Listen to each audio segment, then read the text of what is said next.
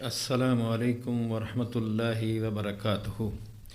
ان الحمد للہ نحمدہ ونصلی علی رسولہ الکریم، اما بعد فاعوذ باللہ السمیع العلیم من الشیطان الرجیم من حمزہ ونفخہ ونفثہ۔ بسم اللہ الرحمن الرحیم۔ ایمان لانے کے فائدے، ایک حصہ پہلے میں بیان کر چکا ہوں، آج اس کا دوسرا حصہ بیان کرنے جا رہا ہوں۔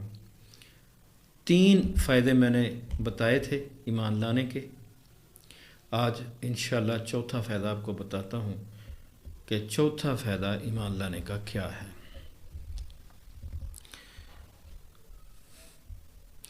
اللہ تعالیٰ ایمان لانے والوں کا دوست ہے۔ اللہ تبارک و تعالیٰ قرآن مجید میں فرماتے ہیں، اللہ ولی الذین آمنوا یخرجہم من الظلمات الی النور۔ جو لوگ ایمان لائے ہیں ان کا دوست اللہ تعالیٰ ہے اور انہیں اندھیروں سے نکال کر روشنی میں لے جاتا ہے۔ ایک دوسرے مقام پر ارشاد ہے، واللہ ولی المومنین، اور اللہ تعالیٰ ہی اہل ایمان کا ولی اور سہارا ہے۔ 5واں فائدہ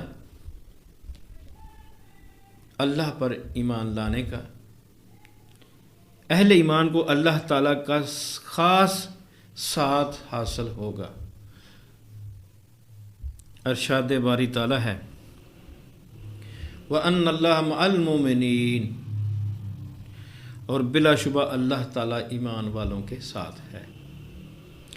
اور 6واں فائدہ ایمان لانے کا، ارشاد باری تعالیٰ ہے، اہل ایمان کو نہ تو کسی نقصان کا اندیشہ ہوتا ہے اور نہ ہی کسی ظلم و ستم کا۔